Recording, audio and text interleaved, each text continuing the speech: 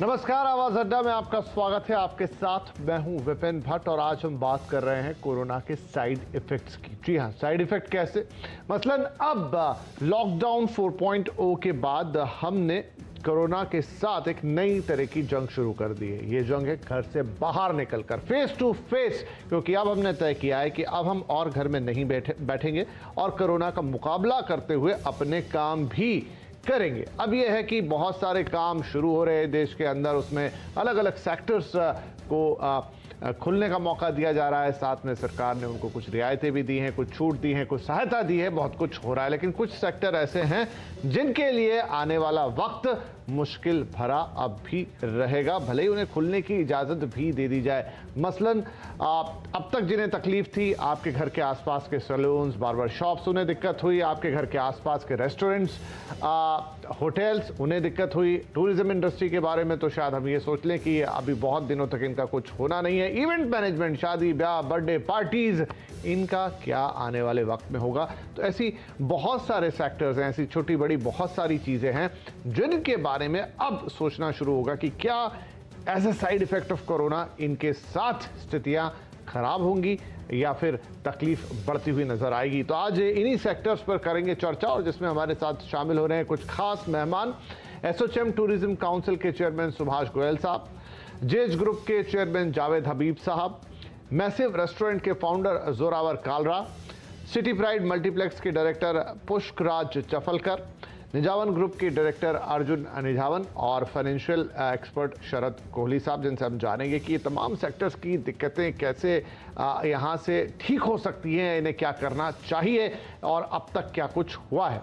तो आइए शुरुआत करते हैं हम जावेद हबीब साहब के साथ, क्योंकि वो सबसे पहली कॉमन चीज़ है आपके आसपास का सैलून या बार्बर शॉप, जिसे आप मिस कर रहे होंगे, और आप तो उन्हें मिस कर रहे हैं लेकिन वो बहुत कुछ ऑलरेडी मिस कर रहे हैं। जावेद हबीब साहब, तो अगर हम अपने देश की बात करें तो छोटी स्मॉल बार्बर शॉप्स हो गई, फिर सैलून हो गए मिड लेवल, फिर हाई लेवल सैलून, ये सब कुछ मिलाकर कितना बड़ा है ये सेक्टर और इस समय कितनी तकलीफ में है? देखिए, मुझे लगता है कि हमारे इंडिया के अंदर, भारत के अंदर कम से कम 3 से लेकर 4 लाख सालों चलती हैं, वो चाहे छोटी हैं चाहे बड़ी हैं। और एक शॉप में अगर आप 3 लोगों को लेके चलते हैं तो हम लोग बात करें ऑलमोस्ट लाइक 10 करोड़ पीपल, मतलब इतने लोग हमारे इफेक्ट हुए हैं अभी तक। यानी बहुत बड़ा नंबर है। मतलब हम लोग बात करें almost like 7% of the country. Right. किस तरह के मुश्किलात सर, कैसे देख रहे हैं? क्या अभी तक थोड़ा हमें एक्सप्लेन करके बताएं कि आपने इतना बड़ा नंबर बताया, 10 करोड़ लोग, 3 से 4 शॉप्स, 3 से 4 लाख शॉप्स, तो किस तरीके से इंपैक्ट हुआ है अभी तक, और आगे क्या ये चीज, ये कोरोना इसको यूं ही इंपैक्ट करता रहेगा? क्योंकि डर तो है अभी भी और हम कोरोना की सिचुएशन से बाहर नहीं आए हैं। देखिए, जैसे दुनिया चेंज हो रही है ना, कोरोना ने हमारी इंडस्ट्री भी चेंज कर दी है। तो मुझे लगता है कि जो बहुत नीचे लेवल के जितने सैलून हैं वो तो शायद खत्म हो जाएंगे। So I am talking almost like 35-40% जो बहुत छोटी शॉप है वो तो खत्म होने वाली हैं, क्योंकि लोगों का एक ट्रस्ट बनेगा ब्रांड के अंदर। लोग जाना चाहेंगे बड़ी शॉप के अंदर, बिकॉज हर आदमी इतना डरा हुआ है, उनको एक ट्रस्ट चाहिए, एंड आई थिंक वो ट्रस्ट शायद बनेगा एक अच्छी शॉप के अंदर। सो मैं सोचता हूँ कि शायद ऑर्गेनाइज होने वाली है इंडस्ट्री, बट मैं ये भी सोचता हूँ कि हमारी इंडस्ट्री खत्म भी होने वाली है। तो दोनों चीजों को मैं लेके चल रहा हूँ। राइट। तो जावेद हबीब साहब का कहना है कि यहाँ पर दोनों तरह की चीज़ें हैं कि हो सकता है जो छोटे सैलून्स हैं, बार्बर शॉप्स हैं, जो आपको आसपास दिखती हैं। तो एक और जावेद साहब, मैं इसमें आपसे पूछना चाहूँगा कि देखिए, आपके अपने बड़े सैलून भी हैं और साथ में आपकी छोटी छोटी, जिसे फ्रेंचाइजी बेस्ड मॉडल भी है, जावेद हबीब हेयर शॉप कह लीजिए, हेयर एक्सप्रेस। तो मतलब वहां पर वो छोटी शॉप्स ही होती हैं जहां पर 4, 5, 6 लोग काम करते हैं। वहां पर आप क्या सबसे ज्यादा इंपैक्ट देखते हैं, उन शॉप्स का या उस तरह के, उस लेवल की शॉप्स का आगे क्या होगा? देखिए, पहली बात तो ये है कि जब ये इंडस्ट्री खुलेगी, कब खुलेगी हमें खुद नहीं पता है। हेयर ड्रेसर की कमी आने वाली, बिकॉज जो 50% हेयर ड्रेसर है हमारी इस कंट्री का, वो बिहार और यूपी से आता है, सब भाग चुके हैं और वो इतने डर चुके हैं, मुझे लगता है कि शायद उनको आने में बहुत टाइम लगने वाला है। तो हमारी इंडस्ट्री के अंदर जो हमारा सोल है हेयर ड्रेसर, पहली बात तो उसकी कमी होने वाली है। दूसरी चीज क्या है कि वो छोटी छोटी शॉप में लोग डरेंगे जाते हुए कि मैं यहाँ जाऊं या ना जाऊं, या सेफ्टी है या यहाँ पर ट्रस्ट वो है, वो भी नहीं है। तो मुझे लगता है कि हमारी इंडस्ट्री में बहुत बड़ा चेंज आएगा, और ये चेंज अभी शुरुआत होगी जब खुलेगा, और ये चलेगा कम से कम नेक्स्ट 6 महीने के लिए। आई मीन अगर आप मेरी इंडस्ट्री की बात बोलेंगे, ब्यूटी पार्लर इंडस्ट्री चेंज होगी, अब ये बन जाएगी सिर्फ हेयर इंडस्ट्री। मतलब लोग करेंगे DIY, मतलब घर पे फेशियल करेंगे, घर पे मैनिक्योर करेंगे, घर पे पेडिक्योर करेंगे, लेकिन जितनी पर्सनल चीजें हैं ना वो सब घर होनी शुरू हो जाएंगी। तो DIY का बहुत बड़ा रोल होने वाला है।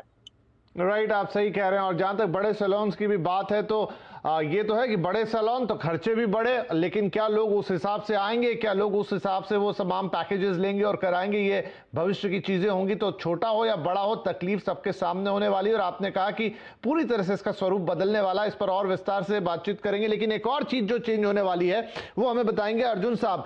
इवेंट मैनेजमेंट कंपनी चलाते हैं अर्जुन साहब। इवेंट तो एक छोटी सी बर्थडे पार्टी हो गई, कोई बड़ा कॉर्पोरेट इवेंट हो गया, एक शादी हो गई, कोई फंक्शन हो गया, हजारों लाखों इवेंट इस देश में रोज होते थे और उनसे एक बहुत बड़ा इकोनॉमिक साइकिल चलता था पोस्ट कोविड। अब आप इसे कैसे देखते हैं, कितना इंपैक्ट हुआ है यहां पर? जी विपिन जी, पहली बात थैंक यू इस शो में मेरे को बुलाने के लिए। मैं इवेंट इंडस्ट्री से बहुत क्लोज रिलेशन रखता हूँ बिकॉज मैं अपनी केटरिंग कंपनी चलाता हूँ। हालांकि मैं डायरेक्ट इवेंट मैनेजमेंट में नहीं हूँ, बट इवेंट इंडस्ट्री का जैसे आपने सही कहा बहुत चेंजेस होने वाले हैं। अगर आप देखेंगे कि काफ़ी इवेंट्स कैंसिल हो गए, काफ़ी चीज़ें कैंसिल हो गई है एंड काफ़ी चीज़ें वर्चुअली शिफ्ट हो गई है। अगर आप देखेंगे वेबिनार जिस तरह बढ़ गए हैं, जिस तरह लोग ऑनलाइन इंटरेक्शन कर रहे हैं, वो आपके यहाँ बढ़ गया एंड कहीं लोग उसको मोनेटाइज भी कर रहे हैं। और अगर हाल ही में मोनेटाइज नहीं कर रहे हैं तो उसको मोनेटाइज करने का तरीका ढूंढ रहे हैं। तो वो ज़रूर होगा। इवेंट्स काफ़ी कैंसिल हुए हैं, वो तो आपको पता ही है। बट फॉर एग्जांपल अगर मैं आपको बात बताऊं, जैसे IPL कैंसिल हुआ, वो एक बहुत बड़ी चीज़ थी। उसके पीछे पूरी आर्मी ऑक्यूपाई होती है, राइट? आपका A से लेकर Z तक लेकर जो इतने लोग आपको रोजगार मिलती है, हेल्प होती है, वो होता है, स्पॉन्सरशिप होती है वगैरह, बहुत चीज़ें होती है। सिर्फ इवेंट मैनेजमेंट तो होती है और भी बड़ी चीज़ें इन्वॉल्व होती है। अगर आप देखेंगे जर्मनी में बुंडेसलीगा जो उनकी फुटबॉल लीग है वो दोबारा शुरू हो गया है। वो क्लोज डोर्स में खेल रहे हैं, एडवर्टाइजमेंट हो रही है जैसे नॉर्मल होती थी एंड उनकी अगर आप व्यूअरशिप देखेंगे, उनकी व्यूअरशिप भी उस लेवल तक आ गई है। I would say it's about 80% जो पहले उनकी एक व्यूअरशिप होती थी। तो धीरे धीरे जो इम्पैक्ट आया है वो सबको आया है, बट एक नया नॉर्मल है जिसको सबको एडजस्ट होना पड़ेगा धीरे धीरे एंड सब एडजस्ट हो रहे हैं, समझ रहे हैं क्या करना है, चाहे वो वर्चुअल तरीके से करे, चाहे वो कैसे करे, एक इम्पैक्ट तो आएगा ही आएगा। जैसे आपने कहा, आप बिल्कुल सही कह रहे हैं कि बहुत बड़े पैमाने में इम्पैक्ट आया है। वो इम्पैक्ट असेस अगर करने जाएं अभी, तो अभी हम असेस नहीं कर पाए। हम ये जरूर बता सकते हैं ये खत्म हुआ है। जब एक बार हमको समझ आ जाएगा कि कब मार्केट खुलने वाली है, कब होने वाला है, हमको समझ आ जाएगा क्या सिचुएशन है। दिक्कत अर्जुन साहब ये है कि मार्केट खुलने पर भी, मार्केट बंद होने पे तो जो हो गया सो हो गया, लेकिन मार्केट खुलने पर भी दिक्कतें कम नहीं ना, कि आपको कैसा इवेंट मैनेज करने की इजाजत मिले, कितने लोग आ सकते हैं, क्या क्या आप कर सकते हैं, क्या आप नहीं कर सकते, तो वो पहले जैसा कुछ नहीं रहने वाला है। नहीं, वही नया नॉर्मल आ गया है। तो वही देखना पड़ेगा उस समय की क्या असेसमेंट होगी, क्या रूल्स आएंगे, क्या रेगुलेशंस आएंगे, उनके हिसाब से मैनेज करना पड़ेगा। और जो इकोनॉमिक इम्पैक्ट आया है इसका, उस इकोनॉमिक इम्पैक्ट की वजह से आप देखेंगे जो इवेंट्स भी होंगे जिस लार्ज स्केल में हुआ करते थे, उसकी जरूर ट्रिमिंग होगी। अब वो क्या ट्रिमिंग होगी, only time will be the जज ऑफ दैट। राइट, चलिए मैं शरद कोहली साहब के पास जाता हूं। शरद जी, आज हमारे जितने भी गेस्ट हैं, जितने भी अलग अलग सेक्टर्स को रिप्रेजेंट कर रहे हैं, जिनसे हमने बात की और जिनसे हम आगे बात करेंगे, आई थिंक लगभग सभी की जो बैलेंस शीट्स हैं, जो अकाउंट बुक्स है, वो आपके हाथों से जरूर गुजरती होंगी साल में 2-3 बार। तो आप हमें उस अनुभव से भी बताइए, आपके अपने अनुभव से भी बताइए, क्योंकि आप अर्थव्यवस्था को अच्छी तरह देखते हैं, समझते हैं। तो अभी हमने जैसे जावेद हबीब साहब से बात की, अर्जुन जी से बात की, तो छोटे छोटे शॉप्स जो कि अर्थव्यवस्था में बहुत बड़ा रोल प्ले करते हैं, एक एक शॉप पर 2-2, 3-3, 4-4, 5-5 लोग एम्प्लॉय होते हैं, उनसे उनका घर चलता है, और वो कह रहे हैं कि ऐसे 3-4 लाख शॉप्स थे जो अब शायद खुले ना खुले। तो आपको क्या लगता है, अब पोस्ट कोविड हम बहुत बड़ा चेंज देखने जा रहे हैं और ये बहुत बड़ा नुकसान भी होगा in terms of money? Vipin, मैं जावेद भाई की बात से सहमत भी हूं और उनको खुशी होगी ये जान के कि मैं नहीं भी सहमत हूं। इसलिए सहमत नहीं हूं कि जो सर्विसेज होती हैं, खासकर उन्होंने जिक्र किया, उन्होंने जैसे उदाहरण के तौर पे फेशियल की बात करी, तो देखिए फेशियल की ज्यादातर जो मार्केट शेयर है वो महिलाओं के पास है। पुरुष भी कराते हैं, महिला भी कराती है। मैं उसको, विपिन आपको हैरानी होगी सुन के, मैं उसको करीब करीब एसेंशियल सर्विसेज में गिनता हूं। और आपको मैं यकीन दिलाता हूं कि उन महिलाओं को जो ब्यूटी कॉन्शियस हैं, जिनको अपना पूरा का पूरा ग्रूमिंग का ख्याल रखना होता है, वो ज्यादा दिन तक रुकने वाली नहीं है। मैं इसको बहुत टेम्परेरी फेस मानता हूं। ठीक है, कुछ दिन के लिए न्यू नॉर्मल, जैसा कि अभी उन्होंने भी कहा, पर न्यू नॉर्मल ये बहुत ज्यादा दिन तक नहीं रहेगा। ये सर्विसेज ऐसी हैं, ये बात अलग है आप मुंह पे मास्क बांध के फेशियल नहीं करा सकते हैं, वो बात ठीक है। ये भी सच है कि फेशियल करने के लिए आपके मुंह के पास जो थेरेपिस्ट है उसको आना पड़ता है। बाल काटने के लिए आपके सर के पास, आपके मुंह के लेफ्ट साइड, राइट साइड, उसको आना पड़ता है।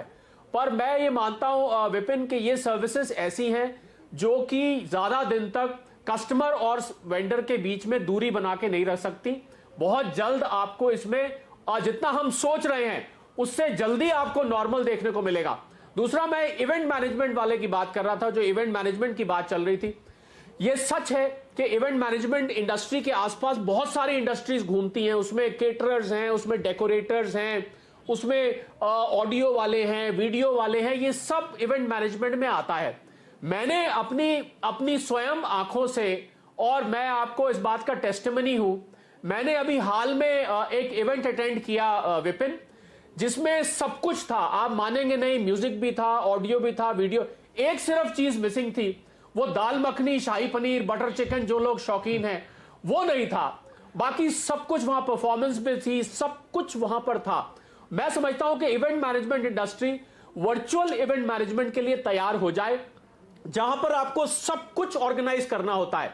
आप मानेंगे नहीं विपिन, ये भी एक सच है, मैंने किसी की 13वीं चौथा ऑनलाइन वर्चुअल अटेंड किया, और वहां पूजा भी थी, वहां रस्म पगड़ी भी थी। शादी तो हम ऑनलाइन सुन ही रहे हैं, बहुत दिनों से हो रही हैं, ठीक है, उसमें बदलाव आएगा, पर ये काम रुकने वाले नहीं है। ये काम दुनिया, the world must go on, the show must go on, जैसा बोला जाता है, ये चलेंगे। सिर्फ आपको काम करने के तरीके में फर्क लाना पड़ेगा। तो आपने जिस बैलेंस शीट की बात करी, जिस प्रॉफिटेबिलिटी की बात करी, रेवेन्यू की बात करी, उस रेवेन्यू में एक पैराडाइम शिफ्ट आएगा, पर वो रेवेन्यू बरकरार रहेगा मुझे लगता है। और मैं इस पे पीरियड भी डाल देता हूं, हमारे जितने भी पैनलिस्ट बैठे हैं उनकी तसल्ली के लिए, 2 से 4 महीने इस कोरोना के जाने के बाद, पहली बात तो जब तक कोरोना चल रहा है तब तक आपको शायद ज्यादा दिक्कत रहे, पर जब केसेस प्लेटो होने लगेंगे, उसके 2 से 4 महीने के बाद आप देखेंगे कि नॉर्मल जिसको हम कह रहे हैं वो नॉर्मल नहीं रहेगा, वापस पुराना वाला नॉर्मल वापस आ जाएगा। क्योंकि ये सारी चीजें ऐसी हैं जिसके बिना, जैसे आटा, दाल, घी, तेल चाहिए विपिन, वैसे ही ये चीजें हमारी जिंदगी का हिस्सा बन चुकी हैं। अगर आज आपको शादी करनी है, मुझे नहीं पता आप शादीशुदा है कि नहीं है, अगर शादी करनी है, आप इंतजार करेंगे कि मेरी शादी वैसी होनी चाहिए जैसे पहले होती थी, मैं 4 महीने बाद कर लूंगा, मैं, हाँ बहुत जरूरी है तो आप वर्चुअल कर रहे हैं, पर वर्चुअल में भी मैं समझता हूं इवेंट मैनेजमेंट के लिए बहुत बड़ा स्कोप है, जहां पर आप उसको पूरी तरह से इवेंट को आप क्लाइंट को चार्ज भी कर सकते हैं, आप उसके लिए परफॉर्मेंस अरेंज करेंगे, आप सेलेब्स अरेंज करेंगे, आप ऑडियो वीडियो फोटोग्राफी अरेंज करेंगे।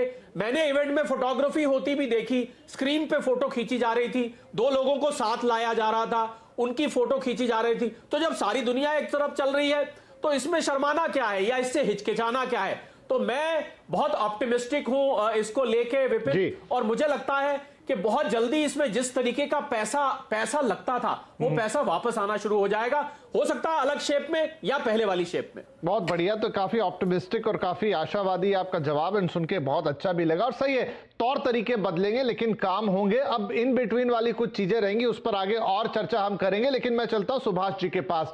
तो सुभाष जी, बहुत सारी चीजें तो हम मानते हैं कि वर्चुअल तरीकों से हो सकती है या उनको दूसरी तरीके से एक्सपीरियंस कराया जा सकता है, थोड़ा ध्यान रख के, लेकिन टूरिज्म तो वर्चुअल होना थोड़ा मुश्किल है। आपको तो उस जगह पे जाना ही पड़ेगा जिसे आप देखना चाहते हैं, घूमना चाहते हैं। अगर आप यूरोप का ट्रिप करना चाहते हैं तो यूरोप आपने जाना ही जाना है।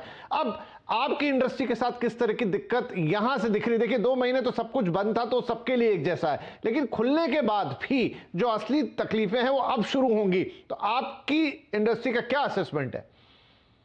देखिए, जहां तक टूरिज्म इंडस्ट्री की बात है, मेरे ख्याल में 1 साल तक टूरिज्म वापस नहीं आने वाला, क्योंकि अब जैसे 25 मई से हवाई जहाज शुरू हो रहे हैं और मैं सिविल एविएशन मिनिस्टर का तहे दिल से शुक्रिया अदा करता हूं कि उन्होंने पहल उठाई।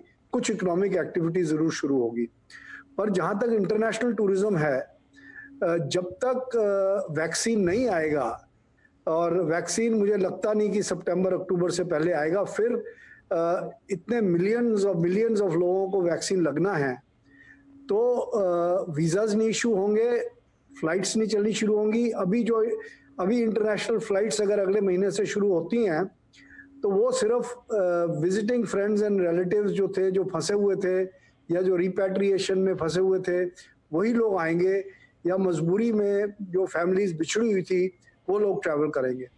जहाँ तक टूरिज्म है, टूरिज्म जो है वो लास्ट रग ऑफ लैडर में है, क्योंकि टूरिज्म जो है वो एक लग्जरी है, वो जो मैस्लो की हिरार्की ऑफ नीड्स है उसमें नहीं है। उसमें ठीक है, रोटी कपड़ा मकान और पर्सनल ग्रूमिंग भी मैं मान सकता हूँ कि एक बेसिक नेसेसिटी है, पर जहाँ तक टूरिज्म है, इंटरनेशनल टूरिज्म तो बिल्कुल ही साल भर के लिए आप भूल जाओ। हाँ, डोमेस्टिक टूरिज्म जरूर शुरू होगा। डोमेस्टिक टूरिज्म में जो आसपास जहाँ पर आप बाई कार जा सकते हैं, क्योंकि एरोप्लेन्स में भी अब किस तरीके से ये बड़ी अच्छी खुशखबरी है कि प्लेन में बैठने से आपको पूरा आपका चेकिंग होगी, आपके मेडिकल सर्टिफिकेट चेक होंगे और मशीन के थ्रू आप जाएंगे और एयरप्लेन्स की पूरी स्कैनिंग होगी। रेलवेज भी अपने आप को पूरा सैनिटाइज कर रही हैं और जितने ऑफिसेज भी हैं वहाँ भी सैनिटाइजेशन हो रही है। मास्क कंपल्सरी हो जाएंगे और होने भी चाहिए। तो हमें मुझे लगता है कि जो इस इंडस्ट्री में एक लेबर इंटेंसिव इंडस्ट्री है, आज 50 मिलियन से 70 मिलियन पीपल इससे डायरेक्टली और इनडायरेक्टली इन्वॉल्व हैं। और मुझे लगता है कि ऑलरेडी क्योंकि हम एक्सपेक्ट कर रहे थे गवर्नमेंट से कुछ बेल आउट पैकेज का, हमें कोई बेल आउट पैकेज मिला नहीं है, जैसे कई इंडस्ट्रियों को नहीं मिला। तो हमें जो थोड़ा सा उसके मीडियम एंड स्मॉल एंटरप्राइज के लिए उन्होंने लोन दिया है, उस पर भी इंटरेस्ट लेना पड़ेगा, तो इंटरेस्ट फ्री लोन भी नहीं मिला है। तो रिजल्ट ये है कि हमारी इंडस्ट्री में मुझे लगता है कम से कम 20 से 30 मिलियन लोग आने वाले 6 महीने में जॉबलेस हो जाएंगे जी। और अगर कुछ गवर्नमेंट ने नहीं करा, क्योंकि हम गवर्नमेंट पे डिपेंडेंट हैं, हमारी कंपनी 40 साल से टैक्स दे रही है, टैक्स के रिफंड अगर वापस करते हैं हमें तो उसमें कोई हमारे पे एहसान नहीं हो रहा, वो हमारे ही पैसे हमें दे रहे हैं और हमें उसके ऊपर ब्याज मिलना चाहिए। ठीक है गोयल साहब, तो क्या आपकी क्या मांग है सरकार से? उसको तो हमें लेना ही है, वो हम लेंगे, तो वो एक कार्यक्रम का अगला चरण होगा। लेकिन हम पहले समस्या जानना चाह रहे थे और उस समस्या का स्कोप कितना बड़ा है, उससे इम्पैक्ट कितना बड़ा है। तो आपने बताया कि कितने लोगों के रोजगार पर यहाँ तलवार लटकी है। मैं आगे आता हूँ आपके पास, लेकिन मैं यहाँ पर जाता हूँ पुष्कराज साहब के पास। ये एक और चीज जो हमारे जीवन का बहुत अहम हिस्सा थी, वो थी फिल्में देखना। मॉल्स के अंदर बड़े बड़े मल्टीप्लेक्स हो गए या सिंगल स्क्रीन, डबल स्क्रीन, हर तरह के थिएटर एक बार फिर से जो है लोग बड़े शौक से फिल्में देखा करते थे और बड़ा अच्छी फिल्में देश में बन भी रही हैं। लेकिन अब 2 महीने फिल्मों का काम भी रुका रहा और देखिए थिएटर में जाना प्लेन में बैठने जैसा ही है कि आपको जाना है, एक पर्टिकुलर सीट पर बैठना है, वहां पर कंटामिनेशन के बहुत ज्यादा चांसेस रहते हैं। इस बीच हमने देखा डिजिटल एंटरटेनमेंट का काफी बढ़ावा हुआ, लोगों ने घर पे काफी कुछ देखना शुरू किया, डेटा कंज्यूम होना ज्यादा हो गया। तो पुष्कराज साहब, आगे आपकी इंडस्ट्री का आप किस तरह का हाल देखते हैं? क्योंकि हाल फिलहाल में जब तक चीजें सामान्य नहीं हो जाती तब तक शायद थिएटर में लोग लौटें, उस तादाद में लौटें, थोड़ा मुश्किल होगा। जी, thank you for having me. Of course entertainment अभी लोगों का फर्स्ट प्रायोरिटी नहीं है, लेकिन हम लोगों ने मल्टीप्लेक्स एसोसिएशन जो है उन्होंने अपनी तरफ से जो रीओपनिंग सिनेमाज का एक स्टैंडर्ड ऑपरेटिंग प्रोसीजर है वो गवर्नमेंट को सबमिट कर दिया है, जिसमें हम लोग और स्टाफ एंड ऑडियंस जो भी प्रिकॉशंस लेंगे रिगार्डिंग सैनिटाइजेशन ऑफ सिनेमाज हो या फिर सोशल डिस्टेंसिंग हो, तो वो सब चीज़ें उसमें मेंशन है। एंड अभी रिसेंटली जो ट्रेन और एयरलाइंस को जो परमिशन दिया है to start, so that I think हमारे लिए बहुत एक पॉजिटिव साइन है। So because we are also having similar seating like airline adjacent to each other. तो I think अब ज़्यादा समय नहीं लगेगा for government to hear us, और I think हर एक स्टेट अपना अपना डिसीजन लेगा regarding cinemas reopening. जी पुष्कराज साहब, यहाँ चिंता इस बात की थोड़ी कम है कि सरकार आपको इजाजत देती है कि नहीं देती है, किन शर्तों के साथ देती है। सब कुछ हो जाने के बाद आपके क्या एक्सपेक्टेशन है?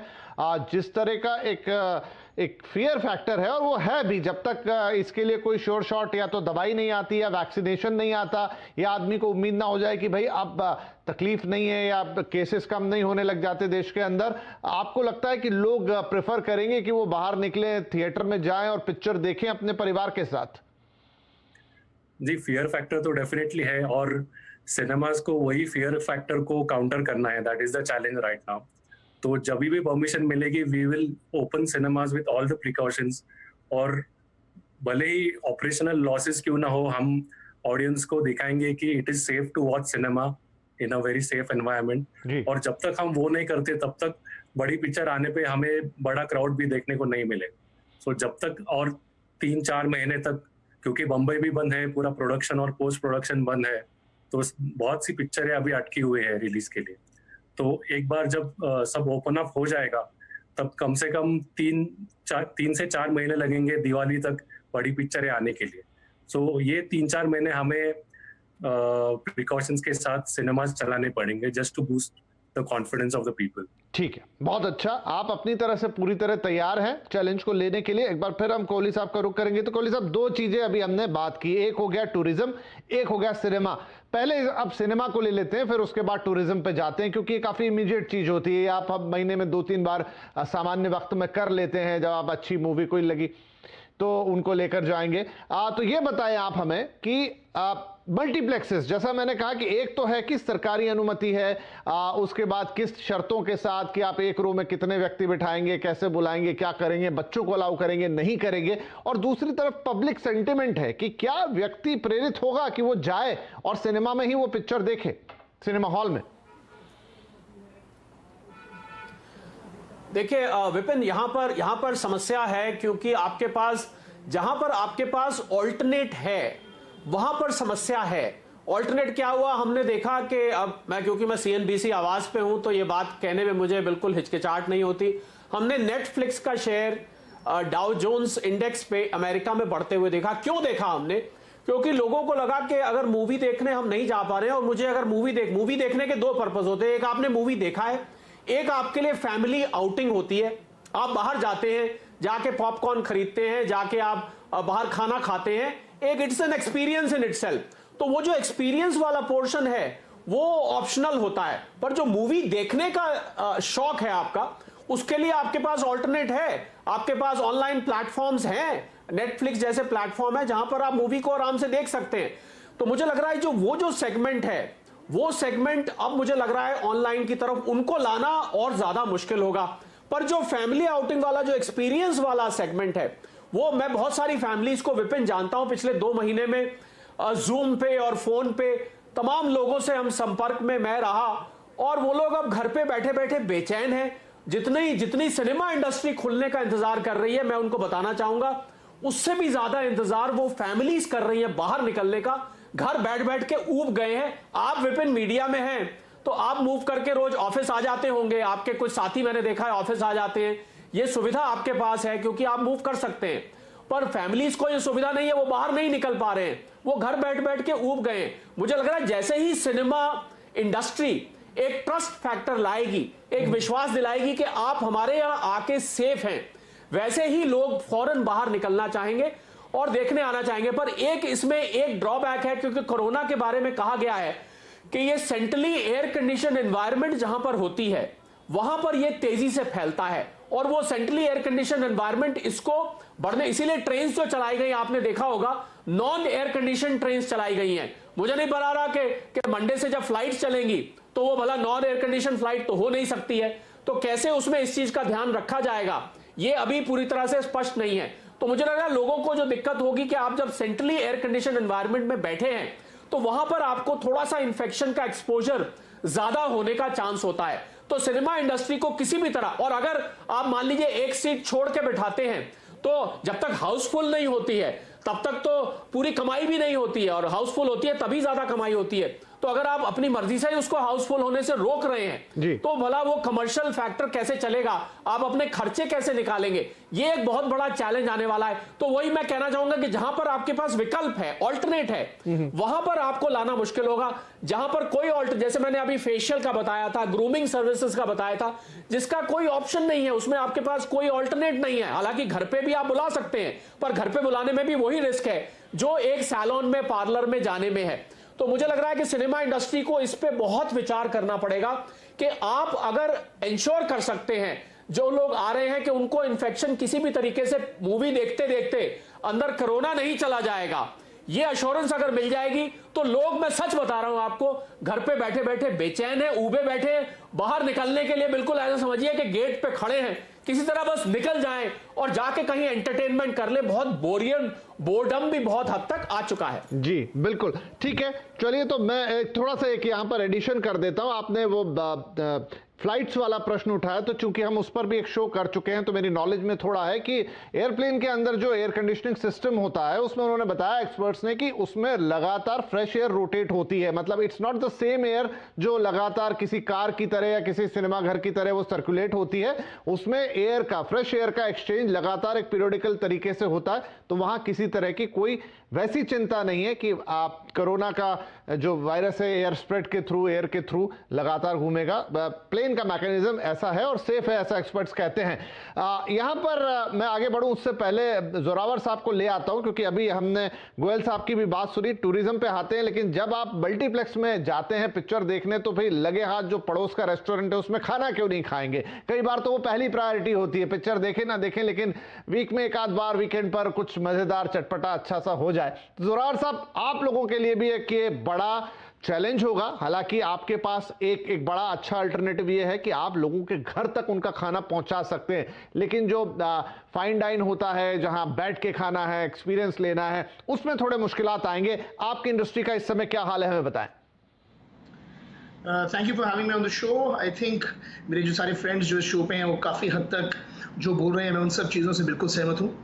सारी की सारी इंडस्ट्रीज बहुत बुरी तरीके से इफेक्ट हुई है। मेरे ख्याल से हम सब की ज़िंदगी का सबसे बड़ा क्राइसिस है, पूरी ह्यूमन रेस का शायद सबसे बड़ा क्राइसिस है। और ये क्राइसिस इस लेवल का है कि कोई भी सेक्टर, कोई भी इंडस्ट्री बची नहीं है। मैं तो संदीप कोहली साहब जी की बात सुनकर बड़ा खुश हो गया। इनफैक्ट उनके मुंह में घी शक्कर, अगर के 2 से 4 महीने आफ्टर कोरोना ये प्रॉब्लम सॉल्व हो जाए। लेकिन जो हमारे इंटरनल एस्टिमेट्स हैं उसमें कम से कम 1 साल इस प्रॉब्लम को पूरी तरह से सॉल्व होने में लगेगा। देखिए 3 सेक्टर हैं जो सबसे ज़्यादा इफेक्ट हुए हैं। एक है ट्रैवल, एक है टूरिज्म एंड एक है F&B and related services. F&B के साथ आप शायद सिनेमा हॉल्स को भी डाल सकते हैं, बिकॉज ऑब्वियसली सिनेमा हॉल्स बहुत बुरे तरीके से इफेक्ट हुए हैं। देखिए जो हमारा रेस्टोरेंट इंडस्ट्री है एक बहुत ही ज़रूरी इंडस्ट्री है। We are the second largest employer of human capital in India after agriculture. तो एग्रीकल्चर के बाद सबसे ज़्यादा लोगों को जो काम दिया गया है वो हमारी इंडस्ट्री ने दिया है। ऑलमोस्ट 3% ऑफ इंडिया की GDP हमारी इंडस्ट्री से आती है। 4.5 लाख करोड़ के बराबर एनुअल टर्नओवर है इस इंडस्ट्री का। कुछ ऑर्गेनाइज है, कुछ अनऑर्गेनाइज्ड है। और 7.3 मिलियन यानी कि 73 लाख लोग एम्प्लॉयड हैं। तो काफ़ी ज़रूरी इंडस्ट्री है और इफेक्ट तो बहुत ज़्यादा पड़ा है। देखिए हमारी बिजनेस बड़ी पेरिशेबल नेचर की होती है। जैसे प्लेन्स होते हैं, जैसे सिनेमा हॉल्स होते हैं, एक रात जब बीत जाती है तो अगले दिन उस पिछली रात की सीट हम 1 महीने बाद नहीं बेच सकते। हम कोई बॉल बेरिंग्स तो बनाते नहीं है कि बॉल बेरिंग गोडाउन में पड़े हैं, चलो आपका बिजनेस नहीं है 1 महीना, लेकिन आप 2 महीने 3 महीने बाद उस बॉल बेरिंग को बेच सकते हैं। हमारा जिस रात को बिजनेस खत्म हुआ, जो एम्प्टी सीट थी वो एम्प्टी रह गई, उसका लॉस ऑफ रेवेन्यू हो गया। तो मेरे ख्याल से सबसे ज़रूरी चीज़ है कि एक तो गाइडलाइंस को फॉलो करना। Let's not try and over jump, let's not try and be over excited कि जल्दी खोलना है, जल्दी खोलना है। सब चाहते हैं जल्दी खोलना है। हमारा तो हर दिन का नुकसान है, सैलरीज देनी पड़ रही हैं, कई जगह पे तो रेंट्स की भी लड़ाई चल रही है कि रेंट्स लैंडलॉर्ड्स कई जगह पे माफ़ नहीं करने की बात कर रहे हैं। तो मेरे ख्याल से safety is number 1 priority for the restaurant industry. और ये अगर हम समझ लें कि बॉस जब खुलें ठीक तरीके से खुले और रिस्ट्रिक्शंस के बिना खुले तो वो बेटर है। मेरे ख्याल से अगर मैंने कई देश देखे हैं, अभी कई देशों में रेस्टोरेंट खुल गए हैं, कई जगहों पे, दुबई में मेरे रेस्टोरेंट हैं, वहाँ पे जो हमारे को गाइडलाइन दी गई है कि आप 33% से ऊपर आप एक रेस्टोरेंट को नहीं भर सकते। अब 33% के अंदर रेस्टोरेंट चलाना is not a profitable thing. In fact बहुत हेवी लॉस मेकिंग होगा, क्योंकि आपको रेंट देना पड़ेगा, आपको सैलरी रखनी पड़ेगी और आपको काफ़ी बाकी सारे कॉस्ट उठाने पड़ेंगे, इलेक्ट्रिसिटी वगैरह वगैरह। तो अगर रिस्ट्रिक्शंस लिमिटेड होंगी और रैशनल होंगी तब तो खोलने का फ़ायदा है। अदरवाइज इट्स बेटर दैट एक प्रॉपर तरीके से खोला जाए और मोमेंटम बन पाए। क्योंकि सबसे जरूरी चीज है इस वक्त लोगों के दिमाग में फियर हटाना। फियर साइकोसिस बहुत बड़ा हो चुका है। लोग तभी बाहर जाएंगे अगर वो सेफ फील करते हैं। कोई भी मील, जैसे आप सोच सकते हैं कि सिनेमा हॉल हो गया या मील हो गया। By the way, cinema hall, cinema movies से भी हमारी जो इंडस्ट्री है 40 times larger. Restaurant industry is 40 times Bollywood, which is a very big number. India में सबसे number 1 form of entertainment, number 1 is food. हमारे खानदान, हम फैमिली के साथ, अपने रिश्तेदारों के साथ, अपने फ्रेंड्स के साथ बाहर जाके खाना बहुत पसंद करते हैं। चाहे हम जूते कपड़े कम खरीदें, लेकिन हम बाहर जाके खाना हफ्ते में 1 या 2 बार जरूर खाते हैं। आई थिंक ये हमारी फितरत है, हिंदुस्तानी फितरत है। तो एज लॉन्ग एज हम ट्रस्ट बना सके अपने पेट्रन्स के हाथ में, अपने कस्टमर्स के दिमाग में, कि आप जिस तरह से दिसंबर 2019 में खाना खाते थे सेफली, बिना स्ट्रेस के, वैसा आपको आज भी मिलेगा।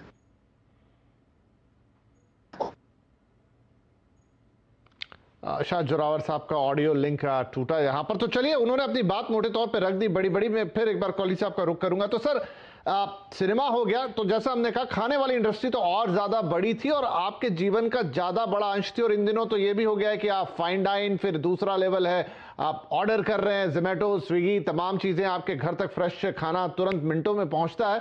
तो इसको अगर 2 वर्गों में बांट लें, अगर हम रेस्टोरेंट की बात करें, जो हाई एंड रेस्टोरेंट होते हैं, अगर हम उनको ये विकल्प दें कि आप होम डिलीवरी करें, तो शायद उनका खर्चा उस तरीके से नहीं निकलेगा। और जो क्लाउड किचन हैं या मिड लेवल रेस्टोरेंट हैं, उनकी होम डिलीवरी चलती है। तो ओवरऑल जो पूरी ऊपर से लेकर नीचे तक की चेन है, चाहे वो फाइन डाइन है, एक्सपीरियंस वाले रेस्टोरेंट हैं, चाहे वो होम डिलीवरी वाले हैं, खाना एक ऐसी चीज है जहां फिर आदमी थोड़ा कॉशियस हो जाएगा। खासतौर पे रेस्टोरेंट में जाने की बात तो थोड़ी सी सोचने वाली है। हाँ, घर पे शायद लोग मंगाना प्रेफर करेंगे कुछ कंडीशंस के साथ जो वो ध्यान रखें। लेकिन ओवरऑल आपको इनका हिसाब किताब कैसा लगता है?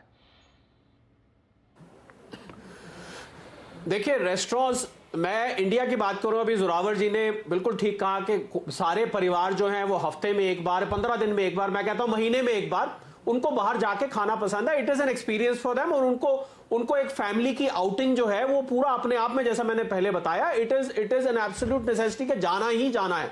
अब समस्या ये आएगी कि आप जा नहीं सकते हैं। मुझे लग रहा है यूरोप में और अमेरिका में, विपिन, आप मानेंगे नहीं, वहां पर कुछ घरों में किचन भी नहीं है। इसका मतलब वो लोग तीनों मील्स अपने बाहर जाके खाते हैं। तीनों नहीं तो 2 मील्स तो जरूर खाते हैं। ब्रेकफास्ट चलते चलते हाथ में बन लेके खा लेते हैं, पर 2 मील्स वो दोनों के दोनों मील्स। तो उनको तो सोल्यूशन हमसे भी पहले निकालना पड़ा। उन्होंने इसको सोल्यूशन रेस्टोरेंट्स को रीडिजाइन करके निकाला है। हमने देखे रेस्टोरेंट्स में कबानास बन गए हैं, रेस्टोरेंट में क्यूबिकल्स बन गए हैं, और वो सर्व करने वाली जो कड़छी होती है उसकी लेंथ डबल हो गई है कि आपको वो दूर से दे, आपके पास वेटर जब आए तो बहुत नजदीक ना आए, और पूरी तरह से सैनिटाइज फूड आए। मुझे लग रहा है जो रेस्टोरेंट्स पूरी तरह से फिजिकल डिस्टेंसिंग, मैं सोशल डिस्टेंसिंग शब्द को नहीं मानता हूं, क्योंकि सोशल डिस्टेंसिंग तो मुझे लग रहा है इन दिनों में बिल्कुल उल्टा हो गया। तो लोग ज्यादा जुड़े हुए थे सोशल मीडिया से, फोन से, पर फिजिकल डिस्टेंसिंग का अगर ध्यान रख के रेस्टोरेंट को रीडिजाइन कर लिया जाए, थोड़ा बहुत इसमें इन्वेस्टमेंट होगा। मैं मानता हूं कि अगर एक रेस्टोरेंट में मान लीजिए आपने 2 करोड़ रुपए लगाया हुआ है, 1 करोड़ लगाया, शायद आपको 5-10 लाख रुपए और लगाने पड़े आगे के लिए कि रेस्टोरेंट की शक्ल बहुत नजदीक जहां सीट्स हैं, अगर आप उनको थोड़ा दूर दूर कर दें, या 2 सीट्स के बीच में पार्टीशन लगा दें कि एक फैमिली वहां पर बैठ के खाए और वो दूसरी फैमिली उससे सीधा संपर्क ना हो। ऐसे रेस्टोरेंट मैंने देखे हैं जहां आप अपने प्लेट में हाथ मारें तो वो साथ वाली टेबल के प्लेट में हाथ चला जाता है, इतने नजदीक बैठते हैं।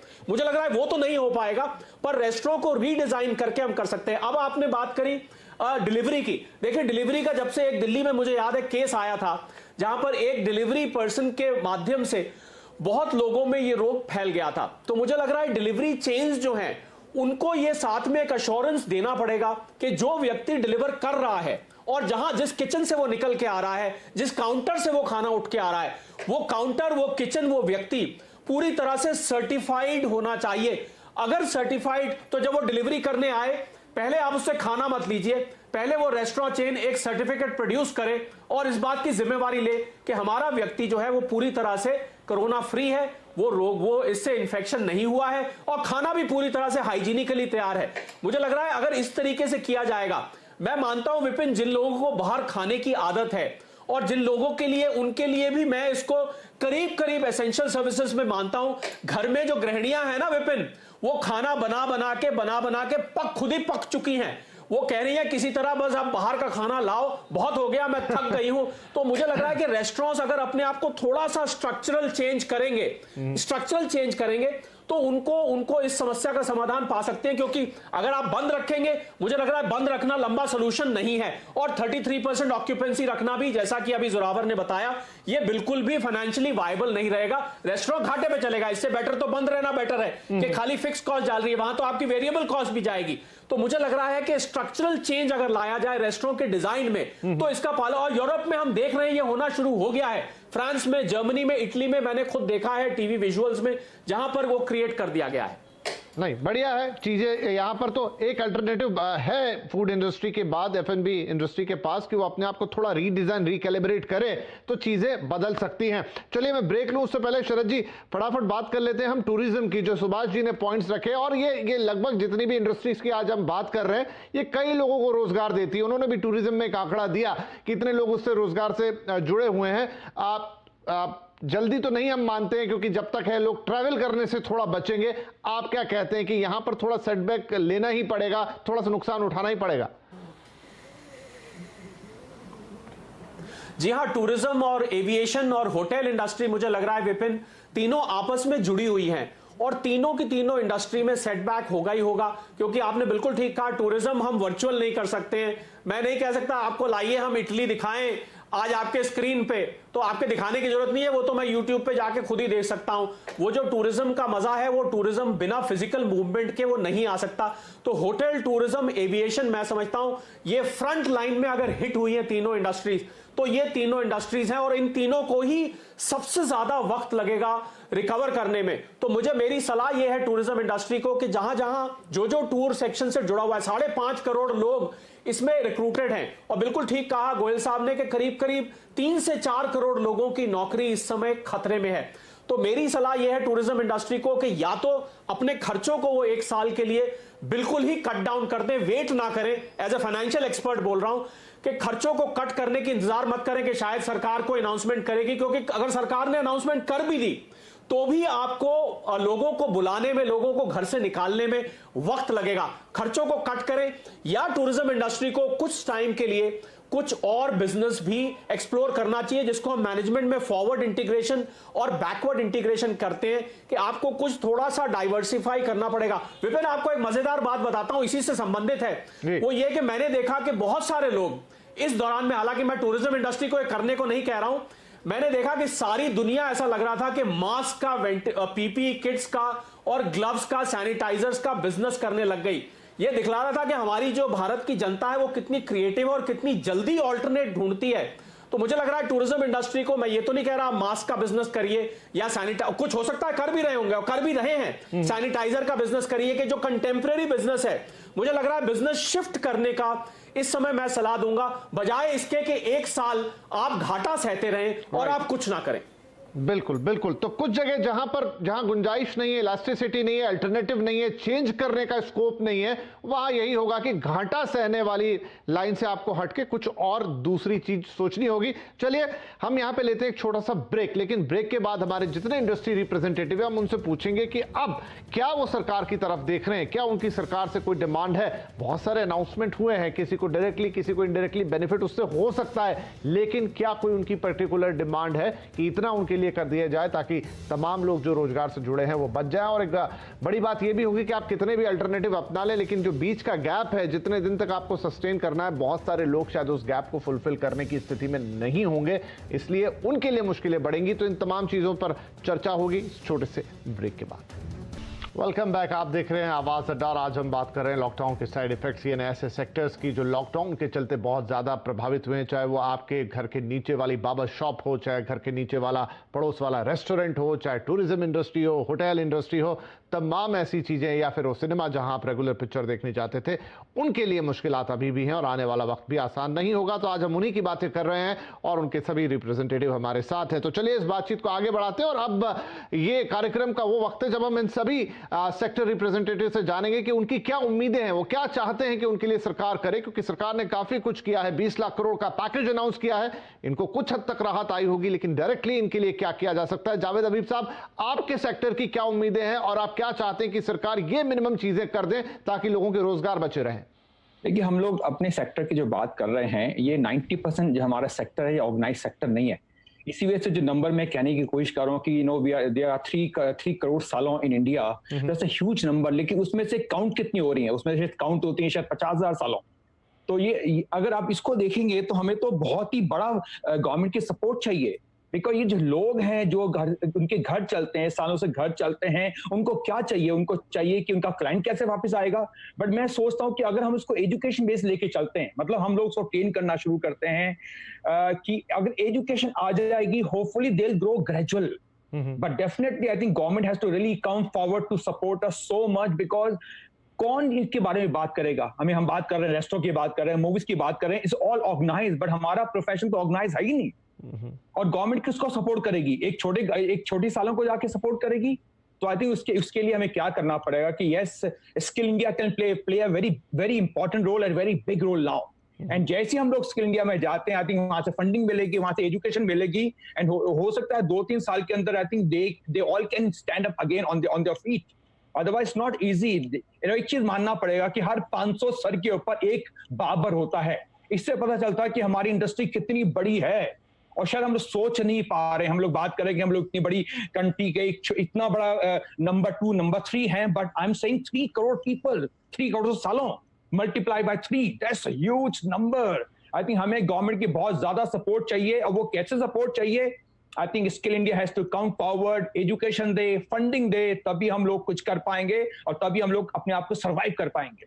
जी, अच्छा सुझाव है आपका। थोड़ा लॉन्ग टर्म है, लेकिन अच्छा है कि आप ठीक है इमीडिएटली जो राहत दे सकते हैं, लेकिन उन्हें लॉन्ग टर्म में अपने पांव पे खड़ा होने के लिए मदद जरूर करें। जोरावर साहब, next to be precise in the line is restaurant, क्योंकि जितनी बड़ी संख्या में बार्बर शॉप से या सैलून्स है, रेस्टोरेंट भी लगभग हर कॉलोनी में, हर स्ट्रीट में उतने ही होते हैं। बहुत सारे लोग फूड पे डिपेंड करते हैं। आपकी भी इंडस्ट्री लगभग वैसी है, जहां आधा हिस्सा अनऑर्गेनाइज्ड है, बहुत सारे स्ट्रीट हॉकर्स होते हैं और बहुत सारे छोटे रेस्टोरेंट, बड़े रेस्टोरेंट, फाइन डाइन, बहुत लंबी लिस्ट है। आप क्या उम्मीद रखते हैं, किस तरह की मदद चाहते हैं?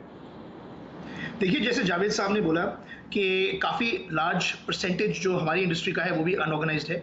जैसे मैंने आपको बोला था 4.5 लाख करोड़ का जो हमारा इंडस्ट्री है, उसमें से सिर्फ organise sector is 1.75 lakh crore. तो बाकी जो अमाउंट है which is 2.25 lakh crore, more than half actually unorganised है।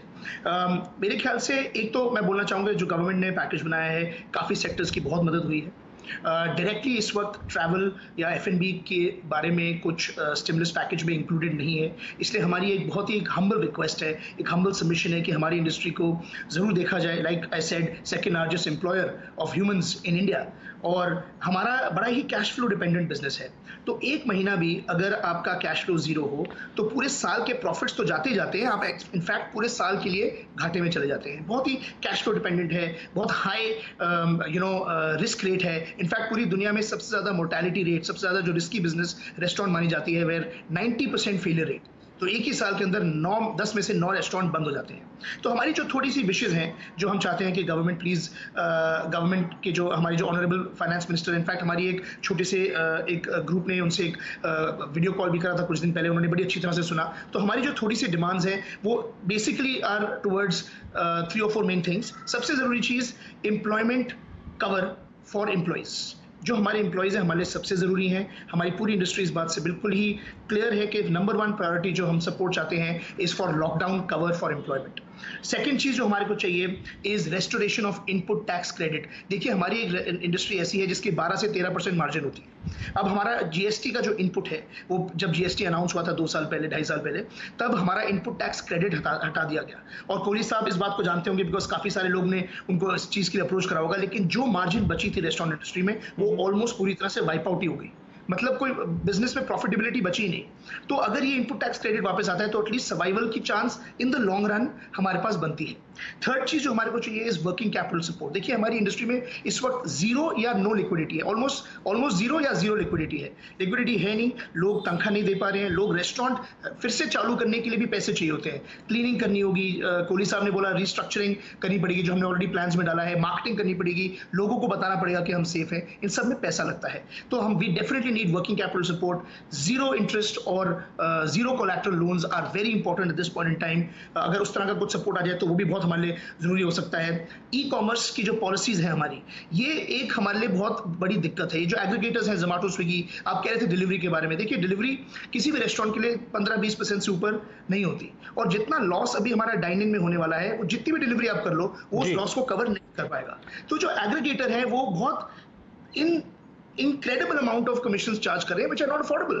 The restaurants cannot function. ठीक है. 15, 20, 25% वो उनको कम करना चाहिए. ठीक है सर, नोटेड वैलिड है आपकी चीजें जो आप मांग रहे हैं कि इस in this time of crisis ये आप टैक्सेस की बात हो या एक डायरेक्ट सपोर्ट की बात हो, वो सरकार तक जरूर जाए, और हमें लगता है इस माध्यम से जा भी रहा होगा. जैसे आपने कहा कि आपने वित्त मंत्री साहिबा से बात भी की है इसके बारे में. मैं सुभाष जी के पास जाना चाहूंगा क्योंकि अब समय मेरे पास ज्यादा बचा नहीं. सुभाष जी, आप तो क्योंकि एसोचैम को भी रिप्रेजेंट करते हैं और बहुत सारी कॉर्पोरेट बॉडीज उसमें शामिल है, बड़ी इंडस्ट्री वहां पर एक प्लेटफॉर्म है, तो आपकी कलेक्टिव, चाहे आपकी इंडस्ट्री के लिए तो है ही, लेकिन आपकी कलेक्टिव डिमांड क्या होगी सरकार से अगर टूरिज्म सेक्टर को पूरा बचाना है?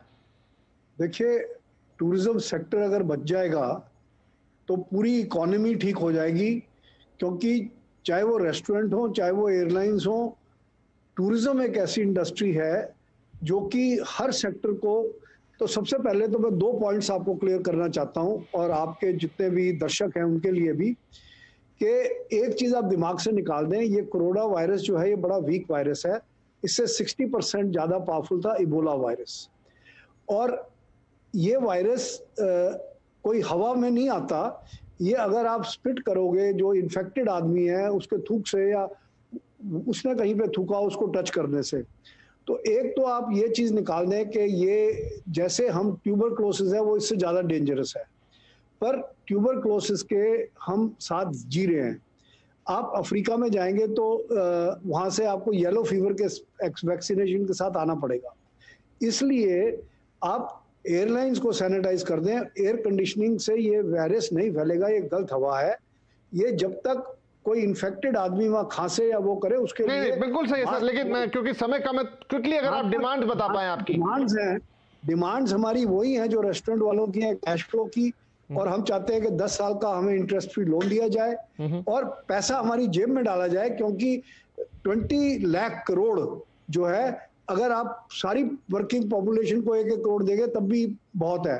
पर मुझे समझ नहीं आया इसमें से एक नया पैसा तो हमारे पल्ले पड़ा नहीं. तो ये 20 लाख करोड़ का ये जो आई वॉश है, इसका नहीं, इसीलिए सर आज हम ये कार्यक्रम लेकर आए कि जो सेक्टर्स वंचित रह गए उनकी भी डिमांड्स वापस वहां पहुंचनी चाहिए. अर्जुन निजवान साहब, आप लोगों की एक साल के लिए टूरिज्म इंडस्ट्री को, एविएशन इंडस्ट्री को, होटल रेस्टोरेंट इंडस्ट्री को टैक्स हॉलिडे दिया जाए, और 10 साल में 5 साल कम से कम इंटरेस्ट फ्री लोन दिया जाए, और इंटरेस्ट सब्सिडी करे टूरिज्म मिनिस्ट्री, जिसके पास कई हजारों करोड़. जी ठीक है sir, point noted sir. Arjun quickly, क्योंकि समय हमारा थोड़ा कम रह गया. जी, ये रहेगा, जो हमारी केटरिंग इंडस्ट्री है वो $1.3 बिलियन इंडस्ट्री है, जिसकी CAGR अगर आप देखेंगे तो 20% है ऑन अ ईयरली बेसिस. 2% अगर आप लेके चलेंगे पूरे F&B बिजनेस का है, और हमारे काफी लोग एम्प्लॉय करते हैं जो वैसे एम्प्लॉयबल नहीं है. जो सबसे इमीडिएट प्रॉब्लम है हमारे ट्रेड में वो है हंगर का. जितने लोग जो अनएम्प्लॉय हो गए हैं इसकी वजह से, उनका हमको ख्याल रखने का हेल्प करना चाहिए. जो हमारे टैक्सेस ड्यू हैं, जिनको हमें वापस पैसे मिले नहीं, वो हमको देने चाहिए. एंड उसके बाद हमको ये पूछना चाहिए कि आप बताइए मुझे कि आप लोग कैसे बिजनेस हेल्प कर सकते हैं, बिकॉज इंडिया जो है लैंड ऑफ फेस्टिवल्स है, लैंड ऑफ अपॉर्चुनिटीज है, एंड इट्स अ लैंड जहां आपको सेलिब्रेट जरूर करना होगा. तो आपको ये इंडस्ट्री जरूर पुश करनी पड़ेगी. जैसे कोहली साहब ने भी मेंशन किया, और सब इस बात को एको करेंगे कि पार्टी में जब तक खाना नहीं होता वो पार्टी कंप्लीट नहीं होती है. बिल्कुल, हमको जरूर हेल्प करनी चाहिए कि हमारा जो ड्यू है हमको वापस मिले, और अगर हमको वो थोड़ा लोन दे पाए थोड़े अच्छे इंटरेस्ट रेट में, वो हमारे लिए बेहतर होगा. बहुत बढ़िया पॉइंट नोटेड. पुष्पराज साहब, इन लास्ट आपकी डिमांड्स. 2-3 डिमांड्स है. पहली तो है कि मिनिमम 1 साल के लिए सिनेमा टिकट्स का जो GST है वो कंप्लीटली माफ कर दिया जाए, जिससे पब्लिक भी अट्रैक्ट हो सकती है टिकट प्राइसेस के लिए.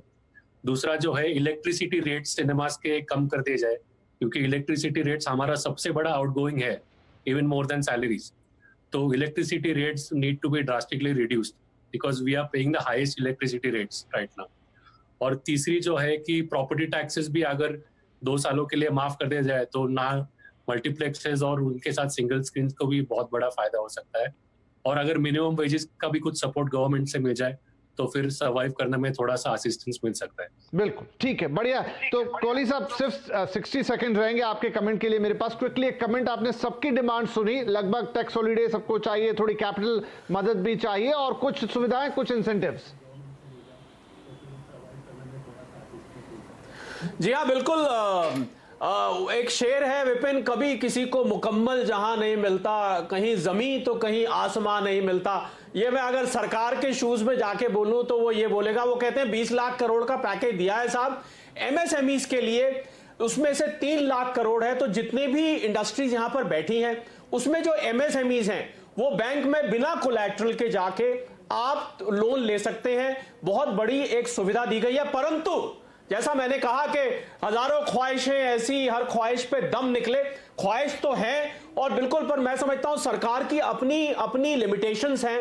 एक फिस्कल लिमिटेशन है, आप उससे बढ़ के जितना मुझे लग रहा है सरकार कर सकती थी उसने किया है, पर उम्मीद अभी है, पूरा नहीं किया है। मैं ये मानता हूं जो इंडस्ट्री के रिप्रेजेंटेटिव बैठे हैं उनकी बिल्कुल जायज है डिमांड। और इनपुट टैक्स क्रेडिट की बात करी, उन्होंने बिल्कुल ठीक बात करी, पर वो पहले 12% था, 5% कर दिया गया, आईटीसी नहीं मिलता। खैर चलिए, वो एक अलग डिबेट का विषय है। पर हाँ, आपकी आवाज आज आवाज अड्डा के जरिए विपिन सरकार के उन कॉरिडोर तक चलिए, हम जोर से पहुंचाते हैं कि वो वहां जाके पहुंचे और वहां गूंजे और उनके कान में शायद सबके लिए कुछ ना कुछ निकल के आए। जरूर, यही उम्मीद हम करेंगे। और मैं एक तसल्ली सभी लोगों को और दिलाना चाहता हूं कि देखिए, आफ्टर ऑल तो ये एक कस्टमर और रिलेशनशिप वाला बिजनेस है। तो जितने भी लोग हैं जिनसे मेरी भी बातचीत होती है, चाहे वो बार्बर शॉप पे जाते हैं, रेस्टोरेंट पे जाते हैं, टूरिज्म थोड़ा दूर फार ऑफ हो जाता है, लेकिन सबने कहीं ना कहीं कोशिश की है कि ऐसे तमाम लोग जिनसे वो जुड़े हैं, छोटी दुकानें कहीं, उनसे किसी न किसी माध्यम से संबंध बना के रखें और उनकी इस वक्त में मदद करें। हालांकि मदद नाकाफी हो सकती है, देखना हमें सरकार की तरफ ही पड़ेगा, जिसके लिए आज आप लोगों ने अपनी डिमांड्स यहां पर रखी है। हम उम्मीद करते हैं कि आगे चलते हुए भी राहत के काम रुकेंगे नहीं। पैकेज आ गया अलग बात है, लेकिन एक एक सेक्टर की बात सुनते हुए सरकार आगे भी कुछ कदम उठाएगी। लेकिन फिलहाल हम आप सभी लोगों को शुभकामनाएं देंगे, क्योंकि आप सब लोग भी डटे हुए हैं, कोरोना वॉरियर्स हैं। यहां से आगे चैलेंजेस हैं, लेकिन हम उम्मीद करते हैं कि हम सब इस चैलेंज को पार करेंगे। आप सभी का इस कार्यक्रम में शामिल होने के लिए बहुत शुक्रिया। नमस्कार।